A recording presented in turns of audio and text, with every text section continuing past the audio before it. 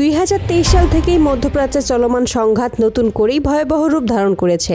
Israel ফিলিস্তিনের গাজা ভূখণ্ডে সরাসরি স্থল অভিযান শুরু করার পর থেকেই অঞ্চল জুড়ে উত্তেজনা চরমে পৌঁছায়। দীর্ঘ এই অভিযানে লক্ষাধিক নিরীহ ফিলিস্তিনি নিহত হয়েছে বলে বিভিন্ন আন্তর্জাতিক সূত্রে জানা গেছে।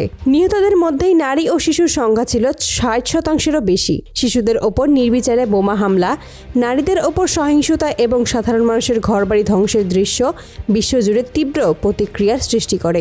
এই অভিযানের সময় ইসরায়েলি বাহিনীর বিরুদ্ধে ত্রাণবাহী গাড়ি, মেডিকেল টিম এবং অ্যাম্বুলেন্স লক্ষ্য করে হামলা চালানোর অভিযোগ উঠে আসে। ফলে গাজা উপত্যকায় ভয়াবহ মানবিক সংকট দেখা দেয়। খাদ্য, পানি ও চিকিৎসার অভাবে লাখো মানুষ চরম দুর্ভোগে পড়ে। মুসলিম বিশ্বের বিভিন্ন দেশ ফিলিস্তিনের পক্ষে অবস্থান নিলেও কূটনৈতিক সমর্থনের বাইরে সরাসরি সামরিক পদক্ষেপে কেউ এগিয়ে আসেনি। এই প্রেক্ষাপটে ইরান ধীরে ধীরে গুরুত্বপূর্ণ ভূমিকা নিতে শুরু করে।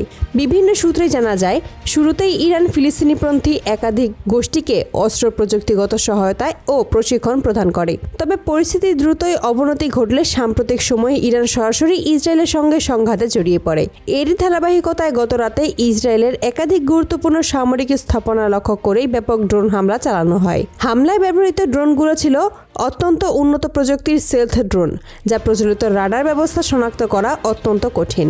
সামরিক বিশ্লেষকদের মতে এই ড্রোনগুলো দীর্ঘ পথ অতিক্রম করে নির্দিষ্ট লক্ষ্যবস্তুতে আঘাত হানতে সক্ষম। ইসরায়েলের বহু আলোচিত আকাশ প্রতিরক্ষা ব্যবস্থা আয়রন ডোম এই হামলা প্রতিহত করতে ব্যর্থ হয়। বিভিন্ন সামরিক সূত্র জানায়, একের পর এক ড্রোন প্রতিরক্ষা বলয় ভেদ করে গুরুত্বপূর্ণ ঘাঁটিতে আঘাত হানে। এতে ইসরায়েলের অন্তত 39 জন সেনা নিহত হয় এবং বহু সেনা গুরুতর আহত হন। পাশাপাশি একাধিক সামরিক স্থাপনা ব্যাপকভাবে ক্ষতিগ্রস্ত হয়। হামলার পর ইসরায়েলি সেনাবাহিনী উচ্চ সতর্কতা জারি করে।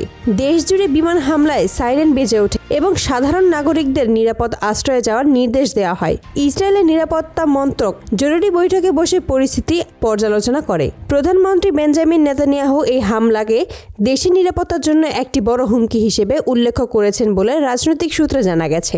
অন্যদিকে তেহরান থেকে দেওয়া এক বিবৃতিতে ইরানের প্রেসিডেন্ট জানান, এই হামলা ছিল ফিলিস্তিনে চলমান মানবাধিকার লঙ্ঘনের বিরুদ্ধে একটি শক্ত বার্তা। তিনি বলেন, ইরান যুদ্ধ চায় না, তবে নিরীহ মানুষের ওপর চলমান হামলার বিরুদ্ধে চুপ করে বসে থাকাও সম্ভব নয়। প্রয়োজনে ইরান আরও কঠোর পদক্ষেপ নিতে প্রস্তুত বলেও তিনি ইঙ্গিত দেন।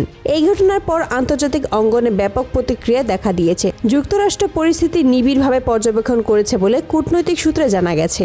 ওয়াশিংটনে জরুরি বৈঠক ডাকা হয়েছে এবং মধ্যপ্রাচ্যে অবস্থিত মার্কিন সামরিক ঘাঁটিগুলোতে নিরাপত্তা ব্যবস্থা জোরদার করা হয়েছে। সূত্র জানায়, যুক্তরাষ্ট্রের বর্তমান প্রেসিডেন্ট ডোনাল্ড ট্রাম্প এই পরিস্থিতি নিয়ে গভীর উদ্বেগ প্রকাশ করেছেন।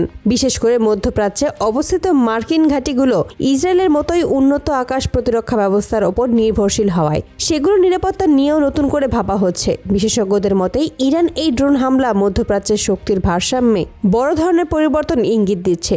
এতদিন ইসরায়েলের প্রতিরক্ষা ব্যবস্থা প্রায় অজেয় বলে মনে করা হলেও এই হামলা সেই ধারণাকে চ্যালেঞ্জের মুখে ফেলেছে। এদিকে আন্তর্জাতিক মহল আশঙ্কা করছে, এই সংঘাত আরও বিস্তৃত আকার ধারণ করতে পারে। ইসরায়েল পাল্টা হামলায় যাবে কিনা তা নিয়ে জল্পনা চলছে। এই সঙ্গেই কূটনৈতিক সমাধানের সম্ভাবনাও আলোচনায় রয়েছে। মধ্যপ্রাচ্যে চলমান এই উত্তেজনাপূর্ণ পরিস্থিতি শেষ পর্যন্ত কোন দিকে মোড় নেবে তা এখনও অনিশ্চিত। তবে একটি বিষয় স্পষ্ট, এই ড্রোন হামলার পর অঞ্চলটি আগের যে কোনো সময়ের চেয়ে আরও অস্থির হয়ে উঠেছে। পুরো বিশ্ব এখন তাকিয়ে আছে পরবর্তী ঘটনার দিকে।